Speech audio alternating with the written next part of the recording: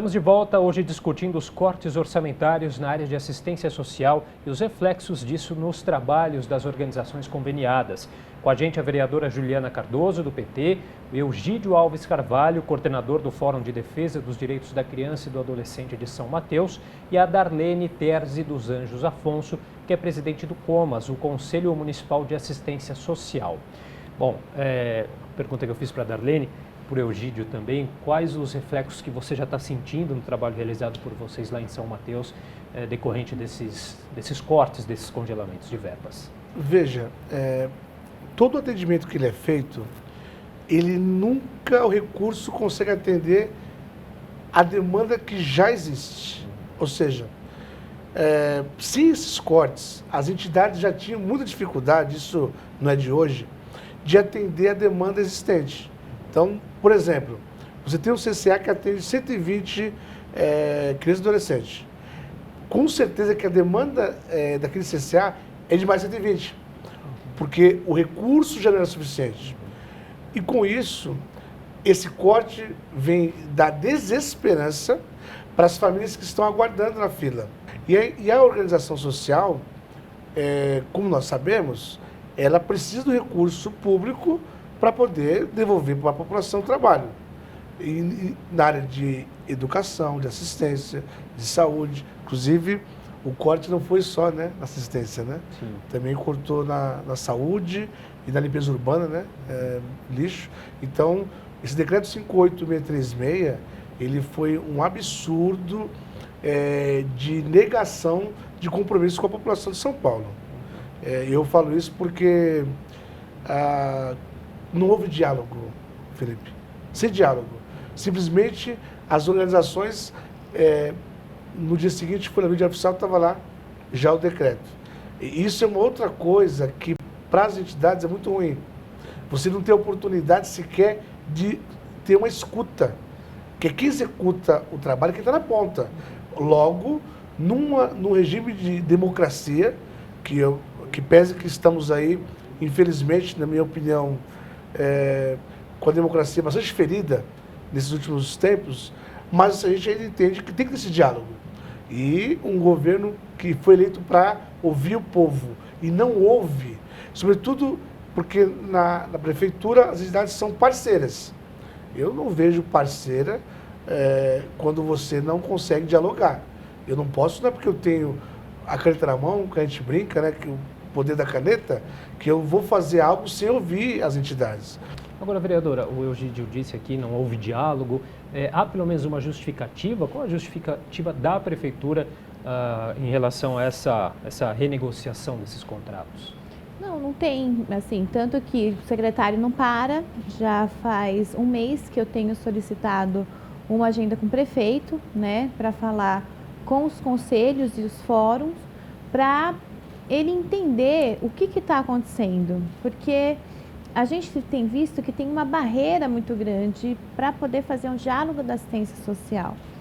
E eu acho que também por conta que muitas vezes as pessoas não entendem o que é o serviço. Então, aqui a gente já falou em duas siglas, né? CDESP e CCA.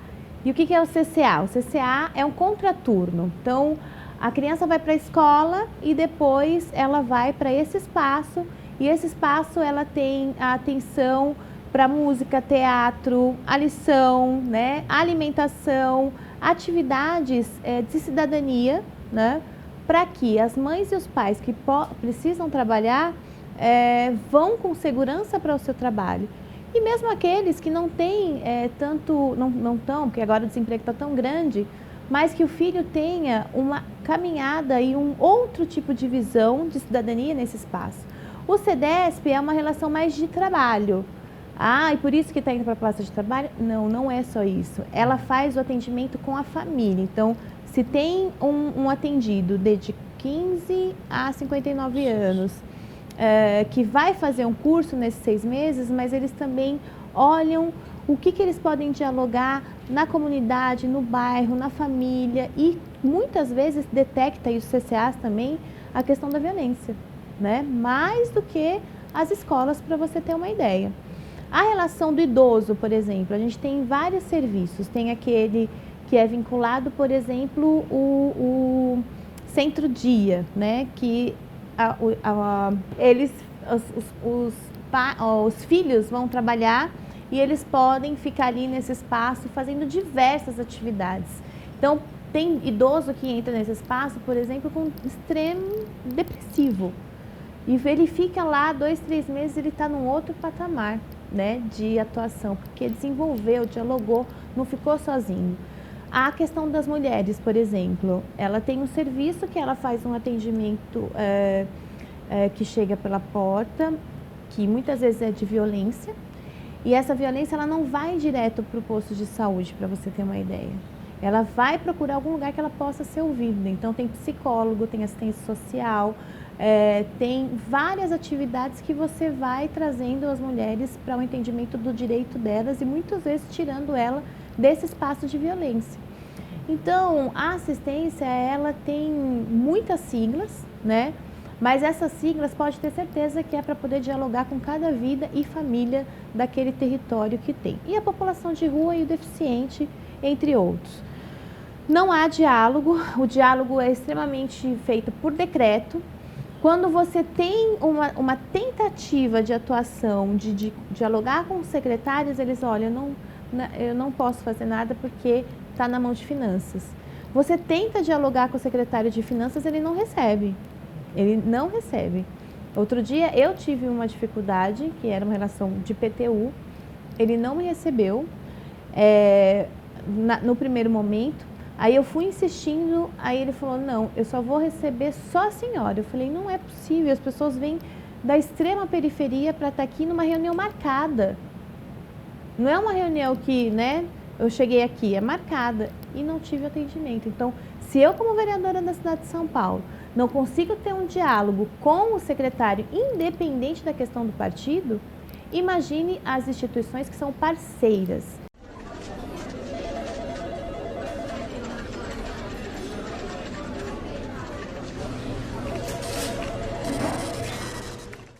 E aí eu finalizo esse meu pensamento, que é também uma questão que a gente precisa entender. A prefeitura não banca 100% o serviço. Para você ter uma ideia, a prefeitura tem uma parceria, ela paga 80% na média do serviço. O 13º e férias é uma das coisas que a entidade também tem que manter. O espaço, quando é locado, a prefeitura paga, mas quando o espaço não é locado, o espaço é da entidade e não paga aluguel. E não tem a relação da manutenção. Então, olha o absurdo, para você ter uma ideia, que essas pessoas precisam, sem fins lucrativos, instituições sem fins lucrativos, mas elas têm que fazer ações de bingo, de arrecadação, de dança, disso, elas trabalham o ano inteiro. Final de semana inteiro, revezando para poder ter o recurso, para poder manter a alimentação de qualidade, porque não vem o recurso da per capita, quer dizer, o dinheiro da prefeitura é muito pouco. Aí a Darlene acho que pode falar um pouco de valores, que eu acho que é bom falar que na educação eu sei, é 1,98 pela alimentação de uma criança para a entidade indireta. Então, como que uma alimentação de uma criança, estou falando na educação, é 1,98? O restante é a instituição que tem que manter. Então, é muito ruim. Por isso que o diálogo tem que ser com todo mundo. Por isso que se chama parceria. Mas hoje a gente tem visto que isso não existe. Então, aproveito então abrir espaço para a Darlene falar sobre essa questão que envolve as finanças aí. Bem o que a vereadora coloca. A gente, as organizações, os convênios, que eles chamam de parcerias, né? Na verdade, hoje você tem em São Paulo, hoje você tem 90% dos serviços da assistência realizados por essas organizações sociais. Os serviços diretos da prefeitura são somente os que a gente chama de direto, que é o Centro de Referência, CRAS, CREA, Centro POP. O restante, todo esse serviço é feito por essas organizações. E realmente, para você ter uma ideia, a gente tem um déficit hoje só de inflação, que as organizações estão em torno de 15% mais ou menos de déficit, que elas têm que repor porque elas têm os encargos trabalhistas, a questão da alimentação, enfim. E são parcerias. E essa readequação ou renegociação que eles colocam, ela não tem sido uma renegociação, ela tem acontecido dessa maneira, de modo unilateral, simplesmente se coloca, deve-se cortar 30%, e se corta 30%, e aí acontece também uma relação unilateral que é bastante perversa, que é uma relação mesmo de perseguição, de algumas organizações que não se adequam, enfim, a essa renegociação, ou que não aceitam, ou que questionam a qualidade do serviço, são ameaçadas de perder o serviço, de perder o convênio, enfim. Os próprios servidores, a gente recebe muita reclamação de servidores, ex-servidores diretos, que fazem a supervisão desses serviços, acabam sendo ameaçados, obrigados a fazer esses cortes, a assinar em cima desses cortes, para que realizar o que a prefeitura pretende, né? E não tem um estudo, a gente reiteradas vezes tem solicitado isso para a secretaria não envia para o conselho. Então, esses cortes são aleatórios, não se tem uma justificativa, não se sabe de onde eles tiraram os índices e para onde estão indo esses valores e essas vagas.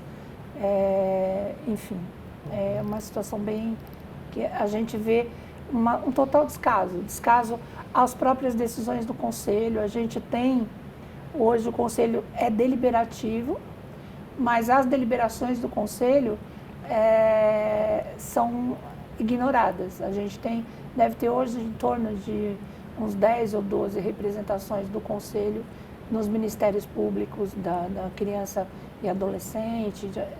Existem termos de ajuste de conduta que não são cumpridos, liminares que não foram cumpridas. É uma situação que está cada vez mais complicando, e aí a gente tem todo esse complicador, secretário que não para, prefeito que não dialoga. Então, está virando uma situação de calamidade mesmo, a assistência no município hoje. Tá certo. A gente só vai fazer mais um rápido comercial. Na volta, a gente volta com você, Urgídio. A gente volta já já, fique com a gente.